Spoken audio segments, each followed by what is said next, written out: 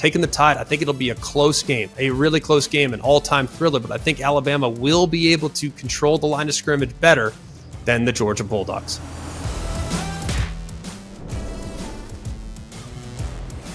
I know it's crazy, and you're going to say I'm seeing it through crimson-colored glasses, but if you listen here on Always College Football, I'm going to break it down. I'm going to break down that game start to finish and why I think Alabama has a bit of an edge, more so than they've had in recent years against the Georgia Bulldogs. There is an area of Georgia's defense that I think Alabama could take advantage of, and I will explain here as we break down the conference championships on a Thursday edition of Always College Football. Welcome in. I'm Greg McElroy.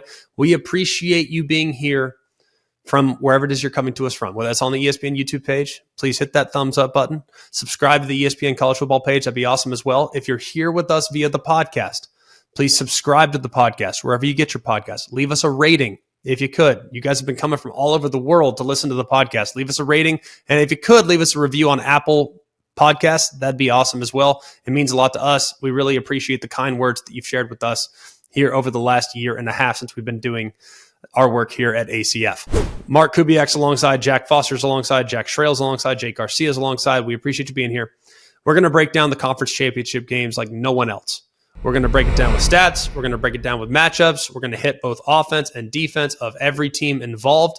We're going to talk about some of the top players. We're going to talk about some of the important stats and tendencies that might ultimately decide the outcomes of some of these games.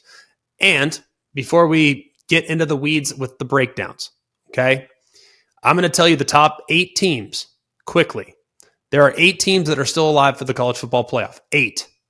You're going to say, how is that possible? I'll explain here in a second. Here's the scenarios that you need if you are a fan of the sport, if you are a fan of a specific team. Here's what you need to happen, I think, to make it to the college football playoff. Remember, I don't decide who's in the college football playoff. That's the committee's job. But here's what I think the committee will do. Georgia, you win and you're in. You're number 1. Fair enough. I don't think that's a very difficult thing to consume. Number 2, Michigan, win and you're in. Easy enough. Number 3, Washington, win and you're in. Easy enough. Number 4, Florida State, win and you're in. Easy enough. Number 5, that's Oregon, win and you're in. You'll slide up to either 3 or 4. Washington will move out, and you'll be in a really good spot. Number 6, Ohio State. Here's what you need to happen. A little bit more complex for you to find your way in the playoff, but I think there is a possibility. If you're an Ohio State fan, here's what you want. Yes, you need to be rooting for Michigan. Yes, that hurts, but it's true. You need Michigan to win. They lock up 1 spot. You need Georgia to win. They lock up 2 spots. You need Washington to win. They lock up 3 spots. Okay? And then you need Oklahoma State to beat Texas, which would give Texas 2 losses. Oregon then, because Washington beat them, they will have 2 losses. And then you need Louisville to beat Florida State. That would give them 1 loss. You would probably have the head-to-head as far as resume is concerned. And then Alabama, because Georgia was victorious, would have 2 losses as well. So you'd be measured against a 1-loss Florida State team, in which case I think they would give the Ohio State Buckeyes the edge at 11-1. So the Buckeyes are alive. Those are the things that need to happen. For the Texas Longhorns, you need 1 upset. 1. You, of course, need to handle your business against Oklahoma State. Then you need 1 upset, meaning you need Alabama to beat Georgia, or you need Louisville to beat Florida State. One of the 2 can happen. If one of the 2 does happen, you will make it to the college football playoff. And then Alabama, you need to beat Georgia, and then you need 1 upset. So you need Oklahoma State to beat Texas, or you need Louisville to beat Florida State. And then, of course, you have to beat Georgia, in which case you would slide up, Florida State would slide out, and Georgia would slide out because you beat them head-to-head. So you'd probably be in the 4 spot. Pretty simple. Bama needs 1 upset and beat Georgia. Texas needs just 1 upset. Ohio State needs 3 upsets to happen for them to get in. And then the rest of the teams control their own destiny with a victory. Fair enough? All right, let's break it down. Some of the incredible matchups that we have here in Conference Championship Weekend. Let's hit it from every possible angle with the most comprehensive breakdown you'll find anywhere on the college football podcast platforms. Let's get started with the Pac-12 title game. This weekend preview is brought to you by Dr. Pepper. It's not college football season without the delicious taste of an ice cold Dr. Pepper, the one fans deserve. Let's get things kicked off Friday night, 8 o'clock Eastern time on ABC. The Oregon Ducks are nearly a 10-point favorite over the third-ranked Washington Huskies in the Pac-12 title game. Second time these teams have met, obviously. Back on October 14th, Washington won the game 36-33. 6 lead changes in the game. Oregon missing the game-tying field goal there at the end that would have sent the game to overtime as time expired. Remember, Oregon went 0 for 3 on fourth downs in the game, 2 of which were inside the Washington 10. And the final one was in the field. That would have put the game on ice. Washington is looking to become the first Pac-12 team to go undefeated in a regular season since 2010. That was the Oregon Ducks. The good news for Washington, even though they're a heavy underdog in this game, regular season winners are 7-1 in rematch conference championship games. The lone loss was 2014 Oregon that defeated Arizona for the Pac-12 title and ultimately got to the college football playoff. Now, between Washington and Oregon, the Huskies have more quality wins, but the Ducks have been far more dominant. Oregon's averaging about a 30-point margin per game average, which is the best in college football. And Washington has 7 single-digit wins. That's also the most in college football, but we will give credit to Washington on this. They've won 4 games against teams in the Power 5 that are 8-4 or better. That's the most in college football. So they've beaten some good teams. I view a quality win as an 8-win Power 5 team. That's a quality win to me. Oregon has 4 of those. That's the most in the country. I bet you can't guess who they're tied with at the top. Might get to that team here in just a little bit. And they might be playing the Big 12 title game, and it might not be Texas. All right, we'll talk about it. Let's start with Oregon's offense against Washington's defense. Oregon's offense led by Bo Nix. A lot of what he does is short, averaging about 6.5 air yards per attempt. That's 121st out of 126 qualified quarterbacks. And 33% of Bo Nix's passes have been thrown at or behind the line of scrimmage. That's the 11th highest rate in the FBS. So he gets the ball out quick. Their offense is designed to create run after catch, and we'll talk about that here in just a second. But to get the ball out quick, be decisive. And I thought last week, though, against Oregon State, he did the best job all season kind of running, throwing the ball downfield, making some contested catch situations look pretty easy. I thought there was a really, really good game for Bo Nix, probably his best of the year. I still think, and I know this is not a popular opinion, I think the best player on the Oregon Ducks is Bucky Irving. He leads the team with over 1,000 yards, about 6.5 a carry. But you look at how many times he makes guys miss. It's absurd. The guy, if he's in the open field, you are not tackling him. He is so shifty, he's so quick, and he is so explosive. He's got to be one of the most difficult tackles in the open field in the sport. Their wide receivers are excellent with Troy Franklin and Tez Johnson. Franklin's actually 3rd in the FBS. It didn't feel like that, by the way. I was surprised when I saw this. He's 3rd in the FBS with 1,300 receiving yards, 1,349 to be exact. He's actually ahead of Rome Odunze on the other side for Washington, who comes in at 1,326. Tez Johnson, though, is really good, too, as their number 2 guy. Really the slot guy, can create a lot of issues, and he does a great job in contested catch situations. Said already, 64% of the team's receiving yards have come after the catch. That's among the highest rates in the FBS. So get the ball out quick. Those guys create great separation. Bo Nix is really accurate on the underneath. Guys don't have to slow their momentum, and they make guys miss after the catch. So they're really good when it comes to that. The one area where Oregon is not crazy elite, and I'm trying to look like down the numbers, right? There's not a lot of things that you could say negatively about Oregon's offense. They are awesome. But when they are close to the end zone, okay, when they are in a goal-to-go situation, when they are in a red zone situation, they're not quite as good. Not quite as good, all right? They are 25 touchdowns on 31 goal-to-go drives.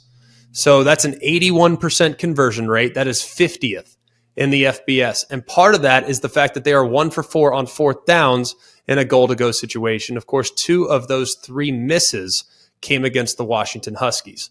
Washington's defense, a lot of this is going to be kind of a moot point. I mean, they got to be able to get after the quarterback. I think Braylon Trice the last couple of weeks has been playing maybe his best football of the season, but they have not been a team that's been great at affecting the opposing passer this year. Just 19 sacks, that's 110th.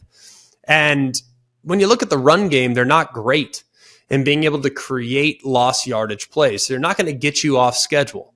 Okay, they are basically 128th. If you look at the numbers, they're 128th in havoc rate against the run. So it's not great along the front, but I do think they're better than the numbers would indicate. I don't know why that is, but the numbers just don't seem like they're there. But when you watch them, they do a pretty good job. I mean, Bo Nix and the offensive line do an amazing job. They get the ball out. Can Washington create some issues with their rush? Probably not, knowing the matchup in the game. So it means that it's really going to fall on their secondary. Jabbar Muhammad has been pretty good. He's their best corner. He's given up 27 completions this year and about 45% completion rate. And on the other side is Elijah Jackson. He's given up 24 completions on 47 attempts, so a little over 50%. That's not great, by the way, when you think about that. And Dominic Hampton, he's allowed a lot of big plays, too, at safety. So I think they're going to probably struggle in the back end with these wide receivers. The big thing is they have to win on third down. They have to win on third down, and they haven't been great on third down this year. They're 95th with a 41% opponent third down conversion rate. And big reason why is opponents have been getting to third and manageables. I mean, teams average about 6.5 yards to go on third down, which is 124th. So they have to be good on first and second down to get Oregon behind the sticks.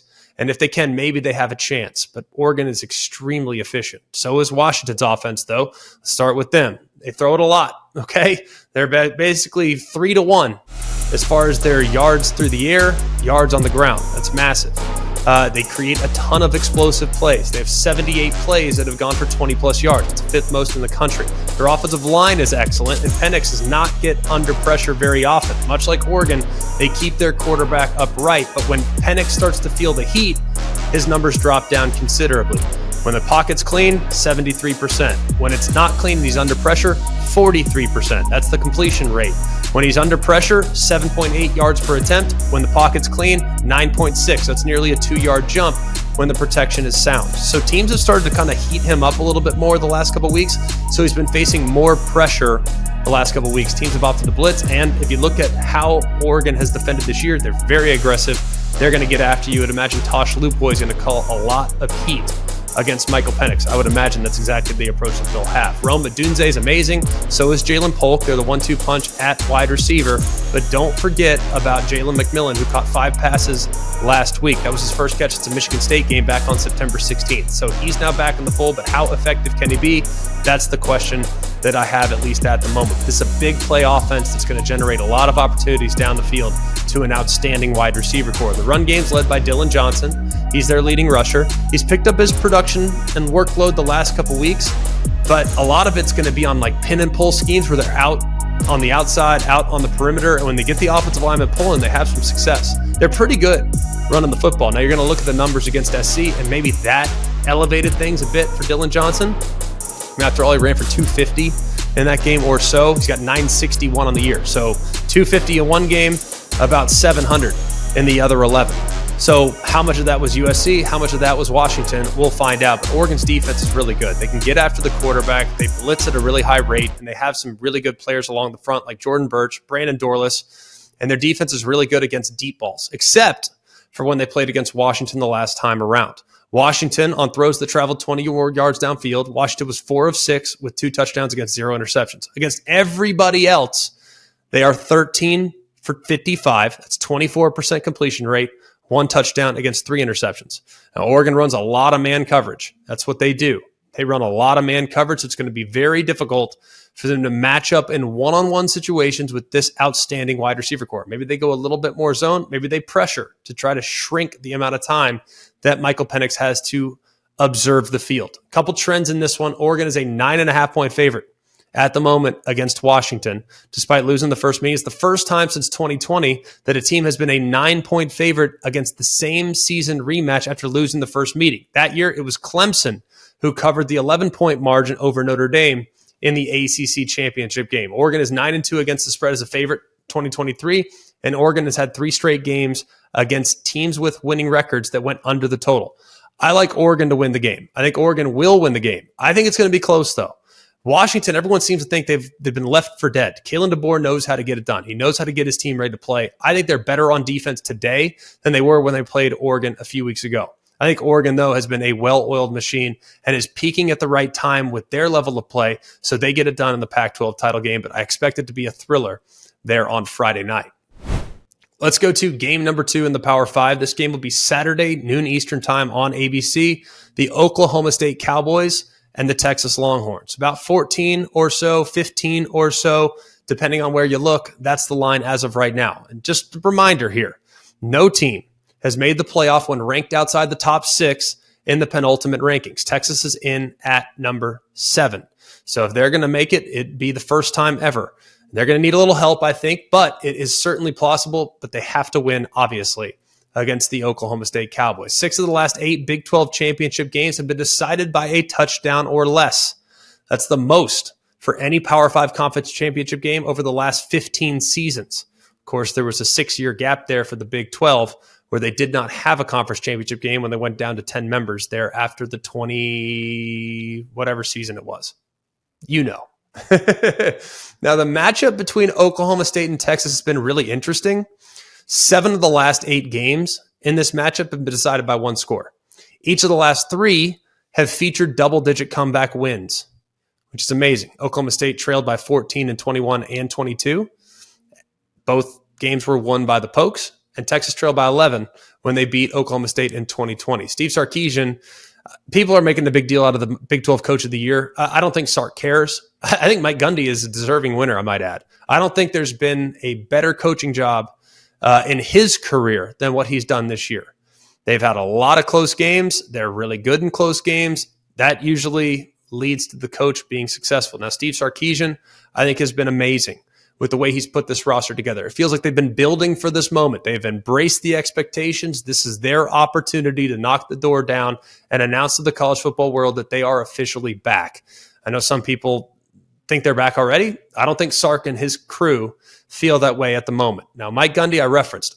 Over the last 15 years, Oklahoma State is 46-22 in games decided by one score. That's the second best win percentage in the FBS, and they're 4-1 in games like that this year.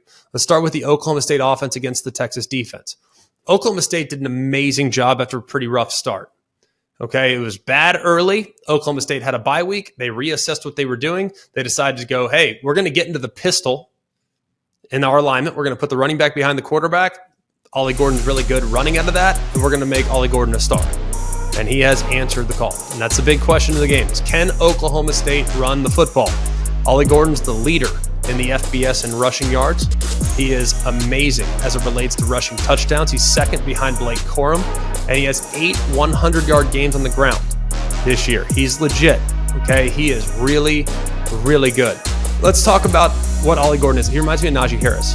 If you haven't watched him this year, he's a big, tall back, but he runs lower than a guy that would indicate he's 6'1", 6'2", in that vicinity. He runs lower, and he has a great jump cut. I think he has great vision. I think he's a really good pass catcher out of the backfield. He's a lot like Najee Harris, and that's a pretty good place to start because I think Najee was an excellent college back and has now transitioned well into the NFL. He's going against an elite defensive front. T'Vondre Sweat, Big 12 Defensive Player of the Year, probably the best run defender in the Big 12. You can make a case that a defensive tackle is one of the best run defenders in the entire country. Byron Murphy is probably the most disruptive interior pass rusher. I think Barron Sorrell on the edge is their unsung hero. You have Ethan Burke, who's got good speed off the edge, and Jalen Ford at linebacker, who is a tackling machine. In Texas' defense, if you're going to beat them, you got to beat them through the air. It has not been on the ground so far this year. 74% of the yards they've allowed this year have come through the air. That is 131st as far as the yards on the ground given up, yards through the air given up. So if you're going to beat them, you got to beat them on the perimeter. So that means it's going to fall on Alan Bowman. He unfortunately has 6 picks in the last 3 weeks. 2 against BYU, 1 against Houston, 3 against UCF. He's thrown an interception in 5 of the last 6 games. The one that he did not throw an interception in was against Oklahoma. Ollie Gordon, believe it or not, threw an interception in that game. But the one thing he does really, really well, he doesn't take sacks. He's taken just 6 sacks this year, and he gets the ball out pretty quickly and can extend plays just enough to make sure the ball's going to be out instead of taking those lost yardage plays. They've stayed on schedule, and he's a veteran player that understands his role within the offense. Brennan Presley's their go-to guy. He'll be in the slot, leads the Big 12 in targets with 109. And Leon Johnson, a transfer from Division III George Fox. He's been outstanding the last few weeks. He was in line to redshirt, but he's at 6'5". He's a problem on the perimeter. Can win some jump balls and can create some issues with you on some of those big routes where he looks like a fade, but he hitches it up there on the underneath. Texas's offense against Oklahoma State's defense. Now, you're going to look at Oklahoma State's defensive numbers, and you're going to say, I don't know. It's pretty surprising. And I was surprised kind of looking at just their stats, because if you look at how they can create some havoc, I think they're better than the numbers might indicate. Now, they are, statistically speaking, one of the worst defenses to make it to a Big 12 conference championship game. There have been 28 participants in the Big 12 title game in the last 20 years. No Big 12 defense playing in a title game has allowed more yards per play. They give up 6.3. More rushing yards per game. They give up 172 than the 2023 Oklahoma State Cowboys. So they are 116th in yards per play. They are 105th in rushing yards allowed. The one thing they do extremely well is they force turnovers. They're an opportunistic group, and that's their bread and butter. They have forced 18 turnovers in the last 8 games. And the two most important players for them on defense are Colin Oliver and Nicholas Martin. Colin Oliver's number 30. I love this guy. He's awesome. End of the line of scrimmage, outside linebacker, but he can slide down and play DN. He's extremely disruptive on the end. He can take over the game. You got to be very careful for number 30 if you are the Texas Longhorns. And then Nicholas Martin, number 4. He's off the ball. He's not very big, but he's really fast. And that defensive line, they play 3-down defensive line, 3 safeties, very unique structure. It's called basically a 3-3 joker. 3 safeties. There's 3 in the middle, pretty much at all 3 levels, except 30 walks at the end of the line of scrimmage a lot. It's a unique structure that's a little difficult to play against. Now, Texas has seen similar defensive structures in the past. Against TCU, they ran a little bit of this. Against Iowa State, they ran a little bit of this. So they have seen it before, and they have had success with it before, so it won't completely shock them. But it is a little different. I think Oklahoma State does a pretty good job in creating some chaos. And at times, especially in the second half of football games, they've played very, very well. Now, Quinn Ewers, last year in Stillwater, he had one of the worst performances of his career. He threw 3 interceptions in the game, completed just 39% of the 49 attempts in the loss. It's one of 2 games in his career in which he's thrown multiple interceptions. Both have resulted in Texas losses. 2 picks against Oklahoma this year, then 3 last year against the Post. Jaden Blue and CJ Baxter are the 1-2 punch at running back. Jaden Blue has really come on, and CJ Baxter's kind of been steady throughout the course of the season. They're filling in for the unfortunate injury that Jonathan Brooks experienced earlier in the year against Kansas State. Those two are a pretty dang good 1-2 punch, and at wide receiver, they are super elite. Xavier Worthy, a little bit banged up, but he should be good to go. Also has a huge effect in the return game. And then A.D. Mitchell, who's the deep threat. He's also the guy that they're going to target in the red zone to complement J.T. Sanders, who's the tight end and the real matchup nightmare. I mean, just a matchup nightmare for defenses every single week that he's at 100%. A little banged up there as well, but both should be good to go. Both Worthy and Sanders should be just fine. And then finally, not to be overlooked, Jordan Whittington. He's the go-to guy on 3rd down and is a very reliable target there for Quinn Ewers. So much of what Texas does is off of play action. Can the linebackers flow quickly enough to be able to disrupt the rhythm of Quinn Ewers? He gets the ball out really quick, so they're going to have to be really smart. And I think Texas is going to have to do a really good job using their RPOs, which they run a lot of, and assessing, because the structure is going to change at the snap, assessing post-snap movement. That's what Quinn Ewers got to do. He's got to be really, really smart in this game, because this Oklahoma State defense is really solid when it comes to messing with quarterbacks' eyes. Like I said, they can turn you over. They're very, very good at that. A couple trends in this game. Oklahoma State has covered 4 straight games as an underdog, and Oklahoma State is 19-5-1 against the spread against ranked teams since 2018. I will not give a pick on the game, but I look forward to being on the call. It should be awesome. They're noon Eastern time from AT&T Stadium in Arlington, Texas. And then the third game among Power 5 teams, this is the SEC Championship. The number 1 ranked Georgia Bulldogs are about a 6-point favorite against the 8th ranked Alabama Crimson Tide. This will be Saturday, 4 o'clock Eastern time on CBS. Spot in the playoff on the line potentially. Only 3 teams have lost their conference title game and still made the playoff. That's something Georgia and Kirby Smart have already experienced. Of those three teams, they are 2020 Notre Dame, 2021 Georgia, and 2022 TCU. I don't think there's any wiggle room for Georgia here. They have to win. This is the fourth time that Alabama and Georgia have played in the SEC championship game. Alabama is 3-0 in the previous meetings. 2021, when Bryce Young had a heroic 420-yard day. 2018, when Jalen Hurts came off the bench to lead the Crimson Tide to 14 fourth quarter points, including the go-ahead rushing touchdown with 60 seconds left. And then in 2012, that was when it was a crazy game, absolutely crazy game. But Georgia caught the ball at the 5-yard line, but the time expired. Nick Saban's 10-1 in conference title games in his career, including his time at LSU. His only loss was in 2008 against the Florida Gators. He's also 7-0 at Mercedes-Benz Stadium, including 3 wins against the Georgia Bulldogs. Kirby Smart has built an incredible program. And to see the consistency that this group has played with throughout his time is remarkable. Now, they're different this year. They're a little different this year, and I'll explain why here in just a moment. Alabama's offense, start there. Jalen Milroe has taken his game to the next level in the last month. Since November 1st, he's been a different guy. He posted a 93 QBR, accounted for 15 touchdowns, had only 4 sacks in the 4 games he played in November. In the first 7 games, 77 QBR, and responsible for 18 touchdowns while being sacked 30 times. So sack numbers in the last 4 games, down 26 from the first 7. Touchdowns, down only 3. So he is playing at a crazy high level. And a couple things that I've noticed from him. He holds the ball pretty long time. Longest in the Power 5 on average. 3.24 seconds before he throws it. Okay, that's the second longest in the FBS. Jace Bauer at Central Michigan holds it the longest. But he holds it the longest, and the ball's in the air for a long time too, because they want to take shots downfield. Now, 15% of his passes are considered off target. That's 106 in the FBS, but he is absolutely at his best when driving the ball down the field. He's 7th in QBR on deep routes. So he has done a great job and has started to really factor in the run game as well. Ran for 107 last week. That was his second 100-yard game of the season, his 5th 100-yard game by an Alabama player this year. And only one player has rushed for 100 yards against Georgia in the past 3 seasons. That was Cody Schrader earlier this year. He, of course, is the outstanding potential Doak Walker Award winner from Missouri. And the last quarterback with 100 rushing yards against Georgia was Tennessee's Josh Dawgs way back in 2015. Now, a couple things to take into account here with Georgia's defense. They're still very good in many, many areas. They're excellent in the secondary. I think they have elite players in the secondary. Tyke Smith at nickel star, elite.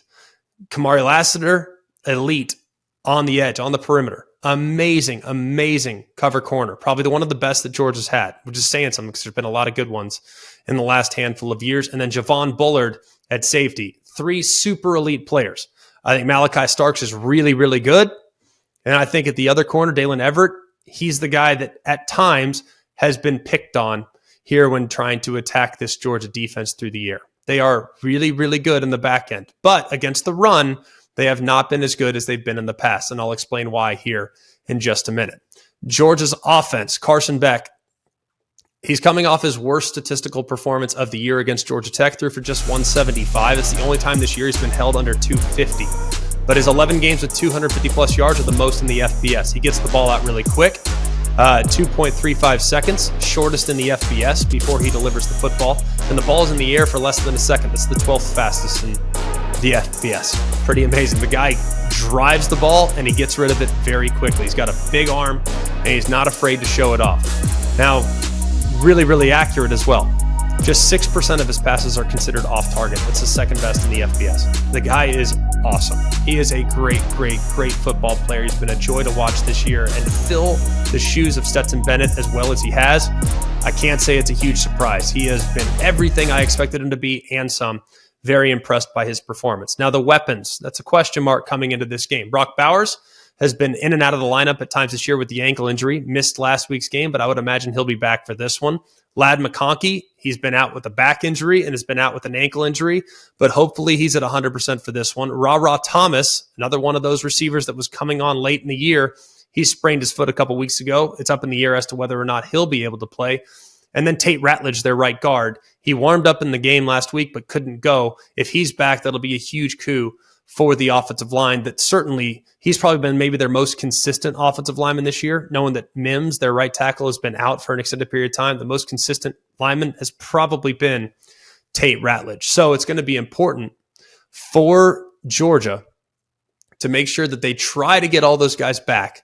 And if they can't get all those guys back, then Carson Beck and others will have to step up, and they have all year long. Rosemy-Jacksaint's been excellent at times at wide receiver. Dylan Bell is probably as versatile a player as you'll find in the sport. He's amazing as well. Alabama's defense has two bookends that are awesome. Dallas Turner, Chris Braswell, both had a sack in the Iron Bowl, tied for third in the SEC with 8 sacks this year. This game's going to come down to a few things. I'm going to give you some numbers, so stay with me, okay? This is the SEC championship game, so we know what is going to decide it. It's going to be run game, big plays, third downs, and turnovers. Those 4 things are going to decide the game. Simple as that. Let's start with the run game, okay? Alabama's rushing offense averages about 178 a game. That's 45th. And about 4.5 per carry. That's 53rd. But outside the tackles, they're actually really good. 6.5 per carry. That's 12th. And they have a lot of explosive runs too. They have 81 runs that have gone for 10 plus yards. That's 8th. Georgia's rushing defense, okay? Really good. Really good on defense against the run, with the exception of a few games here and there. Last week was one. Auburn was one. Missouri was one. Will they play their best in the biggest game of the year? They're 28th in rush defense, and they allow under 4 yards per carry. Still pretty good, but that's 57th in college football this year at 3.98 yards per carry. But here's the problem for Georgia. Outside the tackles, they're giving up 5.6 yards per carry. That is 92nd in college football. I just told you Alabama averages 6.5 per carry. That's 12th. Georgia allows 5.6. That's 92nd. On zone reads, not a huge part of what Alabama does, but for this game, based on how Georgia struggled with it, I would think Alabama will carry a heavy dose of these. On zone reads, Georgia is allowing 6 yards per carry. That's 112th in college football. So you heard that right. On zone reads, 6 yards per carry, 112th. Outside the tackles, 5.6 per carry, 92nd. Georgia on the edges of their defense have not been as good against the run as they've been in the past. I don't know why, because I think the personnel is still really good, but that is an area of concern if I'm Kirby Smart and Glenn Schumann, the defensive coordinator. As far as Georgia's run game, Georgia's 31st in the country, running the football about 186 yards per game.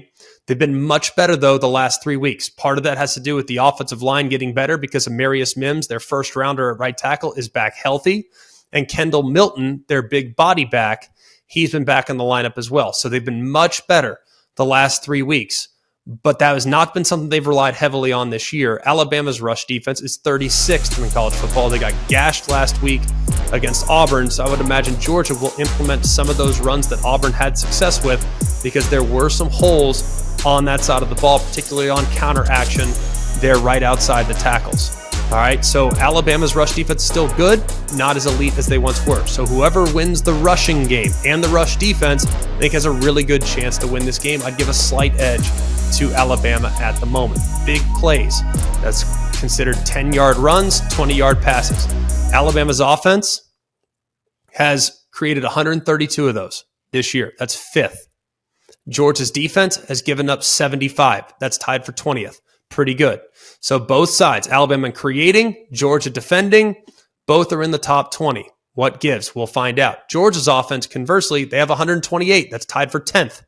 Alabama, however, has given up 83. That's tied for 33rd. So the one glaring issue there, Bama's given up 8 more big plays than Georgia this year. That drops them from Georgia's T20, Bama's T33. Whoever defends the big play, I think has a real good chance to be successful in the game. I give a slight edge to Georgia in that area. On third downs, Georgia is number 2 in both third down offense and third down defense. 56% conversion offensively, 27% defensively. Really, really good. Alabama, third down defense, not quite as good. 34% given up. That's T27. But their offense has been excellent, especially the last 4 weeks. They're up around 49%, which is 12th in the country. Either way, though, Georgia has the edge when it comes to third downs.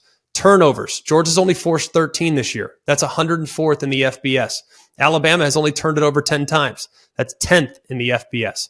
That's advantage Alabama. And a trend in this game, Alabama is a 6-point underdog against Georgia, and Alabama as an underdog under Nick Saban is 6-5 outright, 6-4-1 against the spread. And this is the fourth time Alabama's been an underdog since 2010. All 4 of those games have been against the Georgia Bulldogs. Georgia is 12-4 against the spread against ranked teams since 21, and Alabama is 2-7-1 against the spread in the last 10 games in November or later. I'm taking the Crimson Tide. I think they're going to be able to run the football. I think they're going to be able to get on the edge, get on the perimeter. I think they'll be smart with how they try to implement some of their run game. And I think their secondary has been better and better and better. If you look at the Texas game, that was the low point. But the secondary from that point forward has played much better down the stretch. So I think the secondary will match up pretty well with the Georgia Bulldogs. I'm taking the Tide. I think it'll be a close game, a really close game, an all-time thriller. But I think Alabama will be able to control the line of scrimmage better than the Georgia Bulldogs. Have you ever dreamed of hitting the road in your very own customized Mercedes-Benz Sprinter? Follow college football all season long by hitting all the biggest games in college football's most celebrated stadiums. At ESPN, we dreamed that dream, and with the help of Mercedes-Benz, we made it happen. This year, our very own Jen Latta has teamed up with Mercedes-Benz designers to create a road-ready, fully functional, state-of-the-art podcast studio on wheels. The ride is pure Mercedes-Benz with all-wheel drive and the latest driver assistance, safety, and tech. The podcast studio must be seen and heard to be believed. A spacious and chill conversation space with mics, camera, and mixing board to capture the action. On board, Jen Latta will be interviewing some of the biggest names in college football. All points to Mercedes-Benz for always bringing some extra. Out back of the Sprinter, they're innovating, pushing the science of the tailgate, complete with grill, cooler, TV monitors, and more. This is hashtag van life meets the fan life. To get an inside look to this one-of-a-kind, blow-your-mind collaboration came together, visit mbvans.com/sprinterlabs. The Mercedes-Benz ESPN College Football Podcast Sprinter coming soon to a game near you. The Michigan Wolverines will take on the Iowa Hawkeyes. It's to be Saturday, 8 o'clock Eastern time on Fox. Jim Harbaugh is back on the sideline for Michigan after serving a 3-game suspension. They're seeking their 3rd straight Big Ten title, something that hasn't been done since 1990 through 1992. Now, Iowa, they have 10 wins this season, which everyone seems to point and poke fun at Iowa. They just find a way, okay? It's not always pretty. The numbers would never suggest how they win games. Most of the things you look at is like, oh, well, I can see they got outgained for sure, but look at what they did here. I'll explain here in just a second. But the way they've pulled upsets traditionally and the way teams traditionally pull upsets, Iowa hasn't done. It's crazy. They are amazing, amazing when they play great defense and they play the field position game, but it's pretty wild, man, and I'll explain here in just a moment. In 10 wins this season, 8, they have scored less than 25 points. The Hawkeyes are the first Big Ten team since Chicago. That's right, Chicago, in 1902 to win 8 games in a season when scoring under 25 points. Chicago, by the way, won 9 games like that. Additionally, the Hawkeyes are the first team since San Diego State in 1976 to win 10 regular season games and average fewer than 20 points per game. It's amazing. People want to make fun of it. I'm tipping the cap, man. I think it's amazing what they've been able to do. Let's start with Michigan. We know what they are, okay? We know that J.J. McCarthy is crazy efficient. I think he's playing good football. People have kind of pushed back on that, and they've cited the Bowling Green game, cited the Maryland game. All is fair. Totally understand that. All is fair. But J.J. McCarthy is a really efficient player and has done a great job this year for the most part, even though he's better with Jim Harbaugh on the sideline and controlling the offense and kind of taking it to the next level. Blake Corum, is going to have a big, heavy load in this game. I think this is by far the best offense that Iowa has played this year. No disrespect to Penn State, but I think this is the best offense they've played this year. And Blake Corum, Donovan Edwards, all the different guys they have there on offense, I think make it a very difficult matchup. I think Colston Loveland's got a chance to have a big game. I think Roman Wilson's got a chance to have a big game. I think Cornelius Johnson's got a chance to have a big game. Because I look at Iowa and I just don't think they have the personnel to be able to keep this offense in check. They're going to hang in there. They're going to battle. I have so much respect for Jay Higgins and Nick Jackson. They're so sure at the second level defensively. They're really, really good on the second level. I just don't see how Iowa's going to be able to make this thing competitive. I don't think Iowa's going to be able to create any separation against Mike Sainristil, against Will Johnson. I think it's going to be very difficult for Iowa to create any consistency offensively. They have 51 3-and-outs this year. 51. That is the most in the FBS, and yet here they are playing on Championship Saturday. It's an amazing, amazing accomplishment. They are 124th in offensive efficiency. They are 5th in defensive efficiency. They average 247 yards per game. That's 133rd out of 133. And they allow 280 yards per game. That is 4th. So they're going to win with defense. They're not good in the red zone either when they get down there offensively. Just 41% of the time they score touchdowns. That is 132nd. Deacon Hill's their quarterback, sub 50% completion. 5-6 touchdown interception ratio, has taken 17 sacks. LaShawn Williams, coming off a great game against Nebraska, made a bunch of guys miss. He's going to have to play the best game of his life. And then I think Nico Ragaini is really important. He's got 66 targets. It's the most in the team, but they don't convert on all those targets. Just 26 receptions and 227 yards. He's not the leading receiver. That's Eric All, but Eric All lost for the season a few weeks ago. So it's going to be really important for Ragaini to play at a high level and create separation against probably the best corner that he'll face all season long in Will Johnson. Now, I mentioned Jay Higgins and Nick Jackson already. They're the leaders on the defensive side. They're going to have to play at a crazy high level. Usually when you look at this, look, Michigan's a three touchdown favorite or so, 3.5 touchdown favorite, 23, 24.5, whatever, in that vicinity. I look at it and I try to think, all right, how can Iowa pull the upset? Okay, what do they have to do to pull the upset? Well, you would normally, in a game like this, you'd say, well, they got to win the turnover battle. That goes without saying, right? They have to win the turnover battle.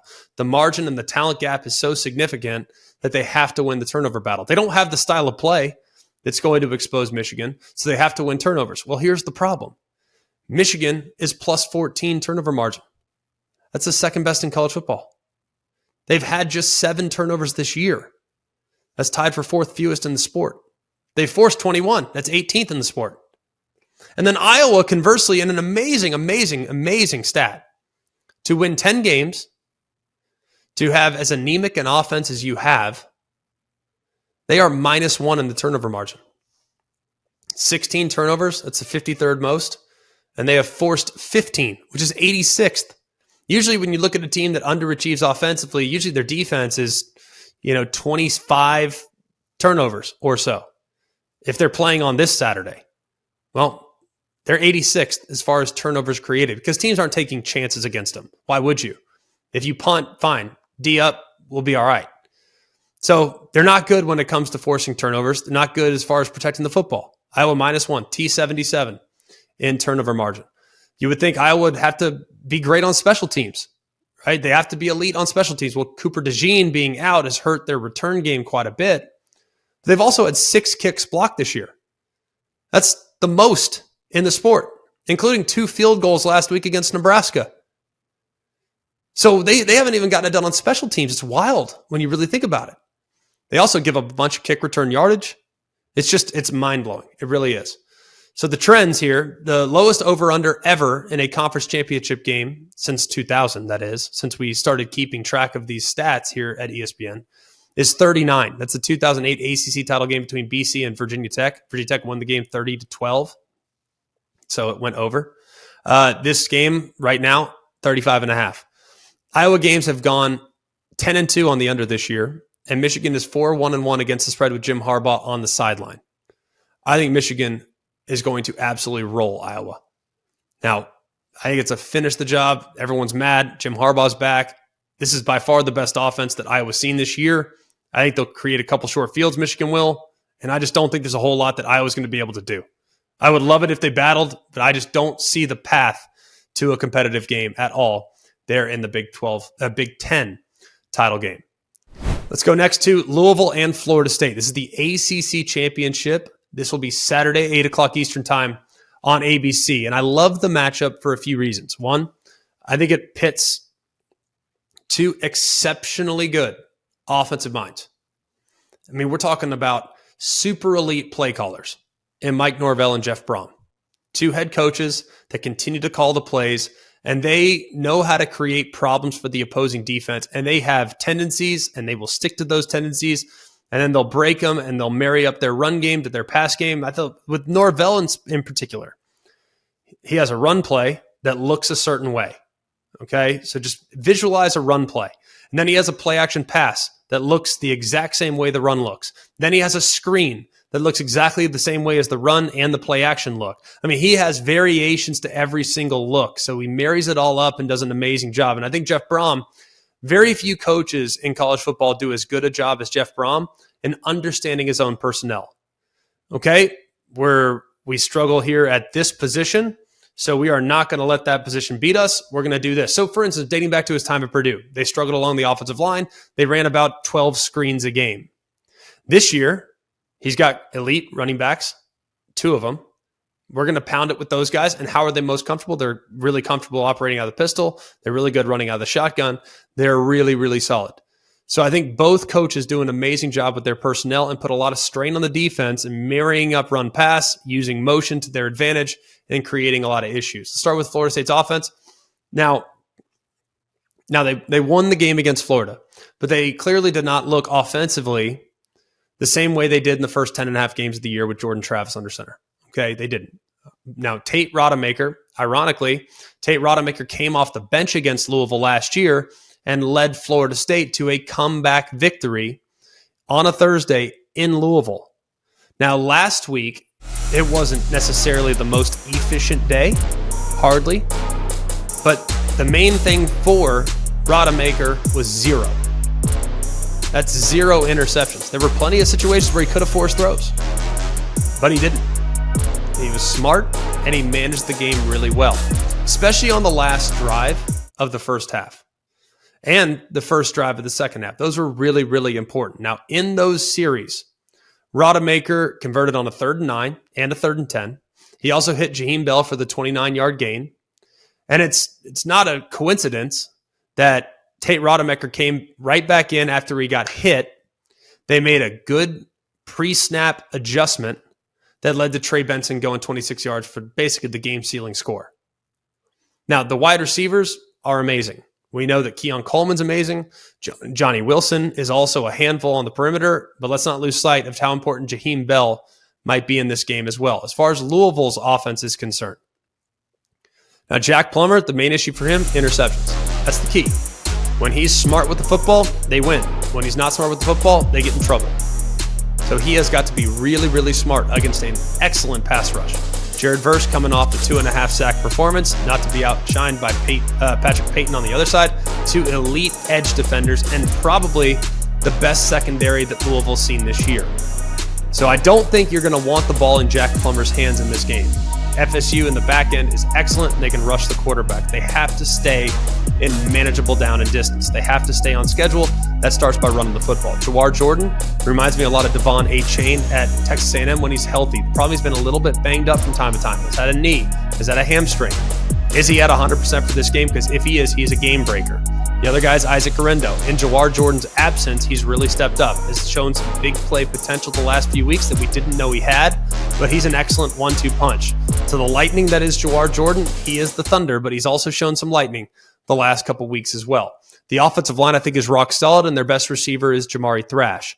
Problem is Jamari Thrash has had some drops recently. He's had an injured hand, so hopefully he can be a little bit more sure-handed as he gets further removed from that injury taking place. I believe that was way back. I believe it was against Duke when the injury went down. So he hasn't been quite the same the last few weeks, but he's still a very effective player and can scare the defense if he can create some space in the open field. A big thing in this game is they have to start fast. This is Louisville, that is. Now, Seminoles, they've fallen behind in 3 of their last 4 games. They were down 7-0 to Pitt.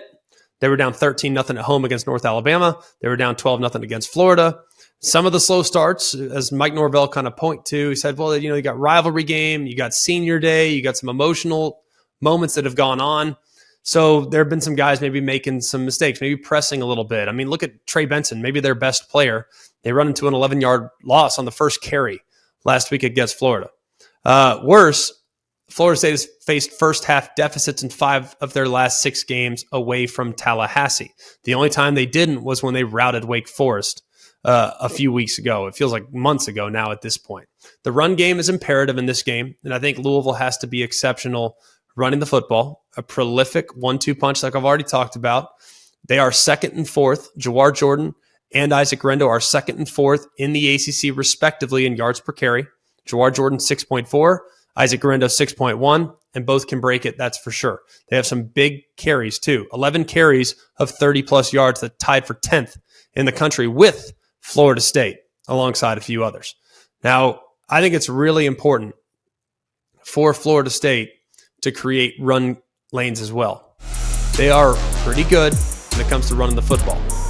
But I do think that Trey Benson and company, Lawrence Toafili, they have really good backs, and they have to be real smart in the scheme. Is not an overpowering offensive line. They're a line that creates leverage with pulls, gaps with pullers, counters, things like that. That's what they do. They do it with deception more so than they do with blunt force trauma. I think that's going to be tough against a very athletic and aggressive front for the Louisville Cardinals. Ashton Gelati's an All-American candidate.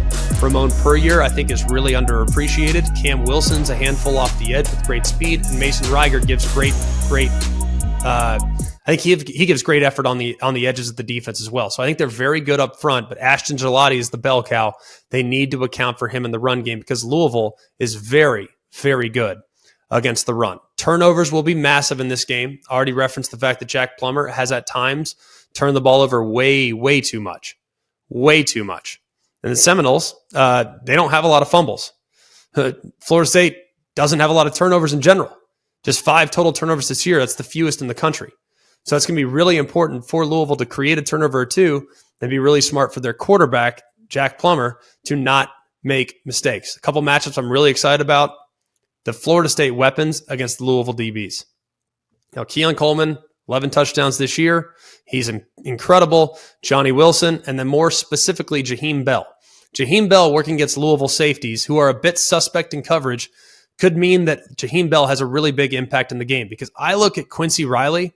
I think Quincy Riley, the corner for Louisville, is among the best, and he'll draw Keon Coleman in this game more than likely. That's a matchup that has to be won by Louisville. Now, Jarvis Brownlee's been in and out of the lineup. He's been a little banged up, and filling in for him at times has been Storm Duck. So he'll have his hands full more than likely with Johnny Wilson in the event in which Brownlee can't go. But hopefully he's missed the last few games. Maybe he'll be ready to go here after a few weeks off after having an injured foot. A couple trends in the game. Louisville is 6-0 against the spread following a loss since 2022. And Florida State is 5-0 against the spread in the last 5 when the line is between -3 and +3. So in close games, Florida State has found a way to get it done. So much has been made about Tate Rodemaker. So much has been made about Jordan Travis. People are not acknowledging how good Florida State is at all the other spots. They're not acknowledging it. I don't know why people are refusing to acknowledge how good Keon Coleman is, how good Jaheim Bell is, how good Mike Norvell is as a coach, how much of a matchup nightmare Johnny Wilson is, how good Jared Verse is, how good Kalen DeLoach is, how good Tatum Bethune is. They are elite in the secondary. People are acknowledging very much that, yes, okay, maybe Florida State is a little bit flawed at the moment at quarterback. I think people acknowledge that maybe Florida State along the offensive line is not a ground and pound bunch. It's going to hold up real well against Michigan if they have to block them head up throughout the course of a 60-minute game. I acknowledge that, but I also acknowledge that Mike Norvell knows where his weaknesses lie, and he will find a way.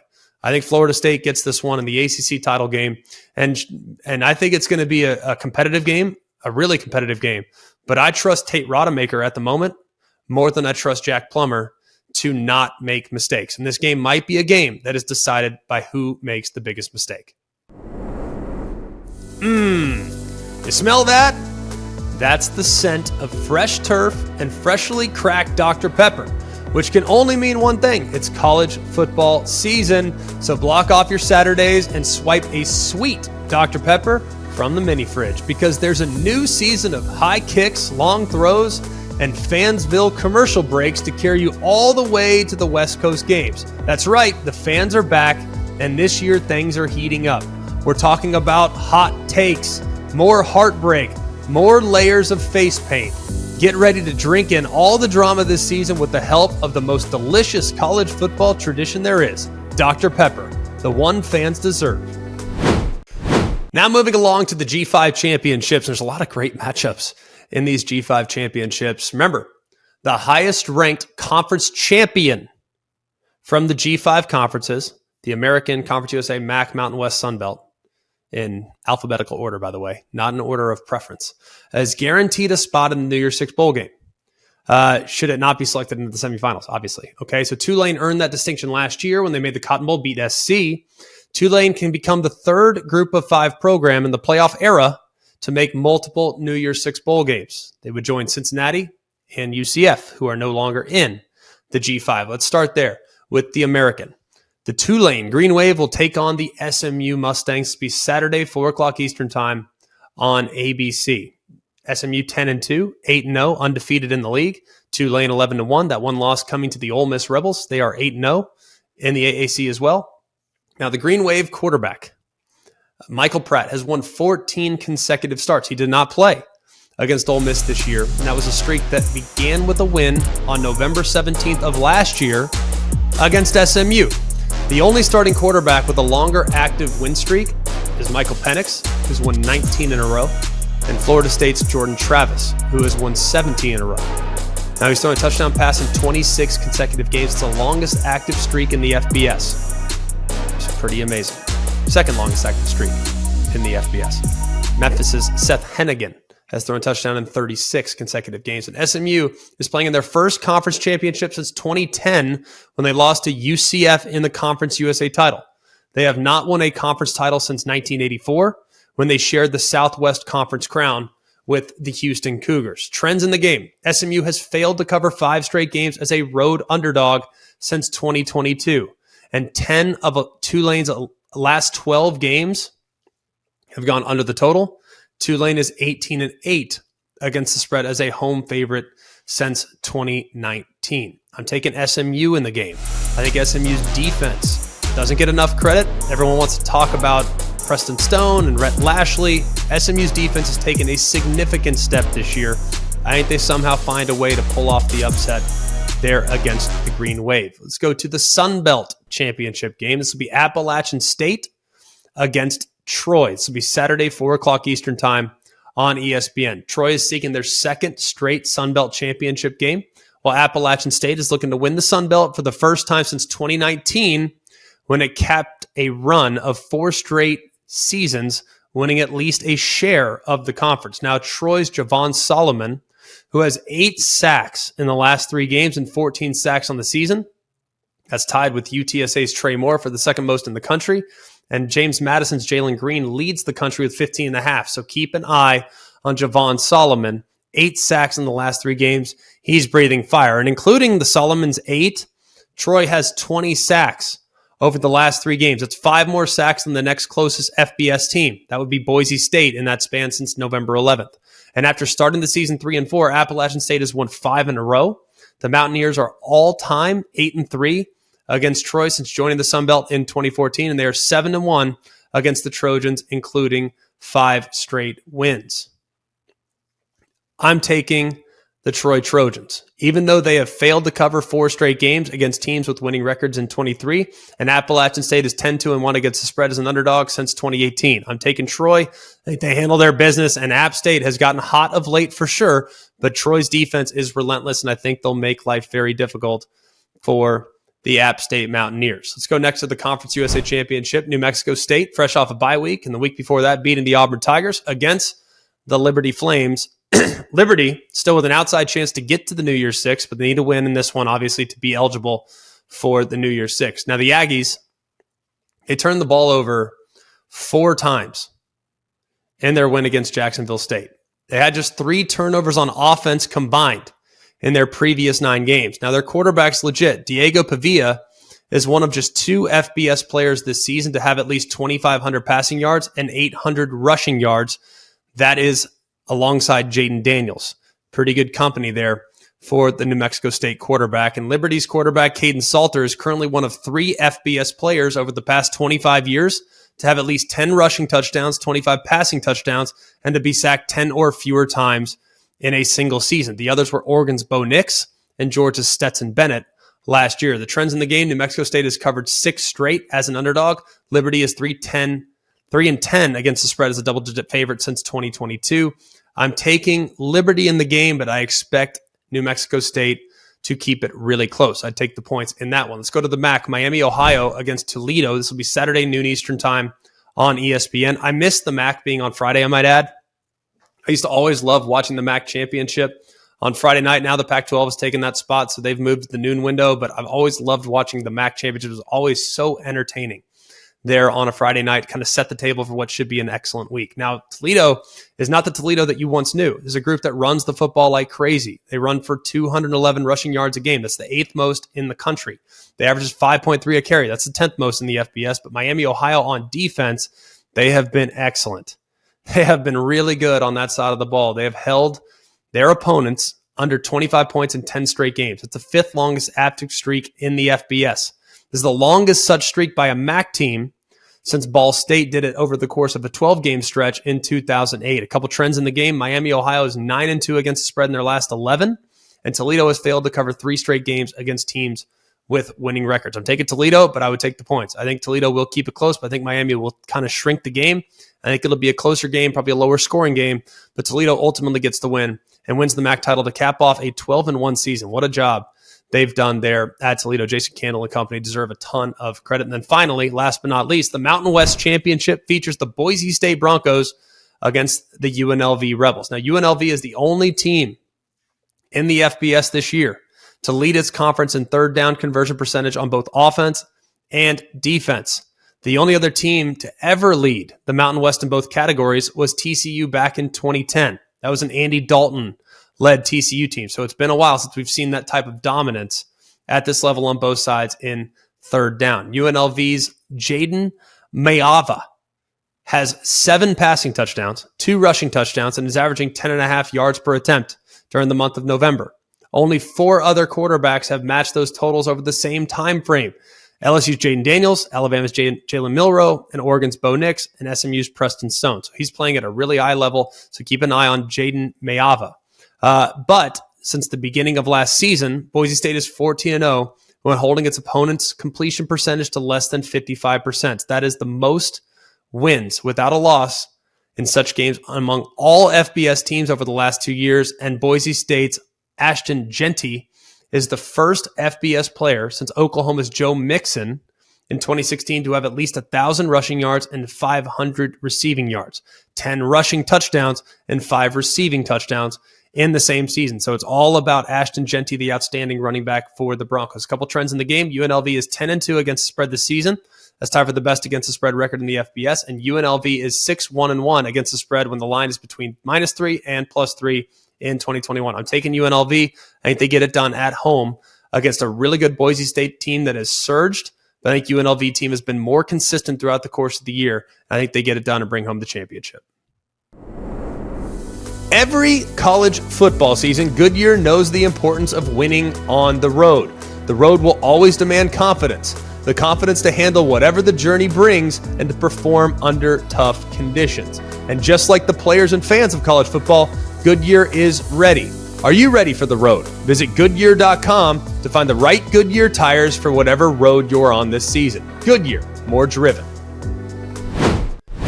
As we bid farewell to the 4-team playoff, I want to just acknowledge for a moment how awesome the 12-team playoff is going to be, because our focus at the moment is on the teams that will make the college football playoff. And conference championship Saturday next year will have different implications, meaning you win on conference championship weekend, you get to automatically advance to the second round of the playoffs. And we don't know if that's a benefit. We don't know if that's a negative.